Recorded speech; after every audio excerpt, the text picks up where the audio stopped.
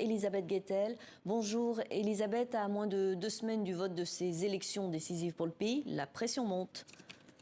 Et oui, elle monte fortement dans les deux camps, démocrates comme républicains. Vous savez, les enjeux sont importants. Il s'agit de renouveler notamment une grande partie du Congrès, toute la Chambre des représentants et un tiers du Sénat. Sénat qui a le dernier mot dans le vote des réformes du président notamment.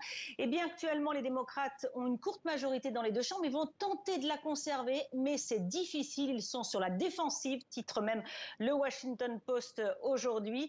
Vous savez, ces élections de mi-mandat donc, qui arrivent en plein milieu du mandat présidentiel sont généralement défavorables à la Maison-Blanche, au président, mais là, les républicains, l'opposition a clairement gagné du terrain et donc les derniers sondages montrent que les républicains ont 80% de chances de remporter la Chambre des représentants et les démocrates n'ont plus que 55% de chances de conserver le Sénat. Ça va se jouer sur le fil, d'autant que dans certains États où Joe Biden était arrivé largement en tête il y a 2 ans, et bien dans ces États, des candidats démocrates sont en difficulté. Et quels sont les grands thèmes de la campagne de ces midterms ?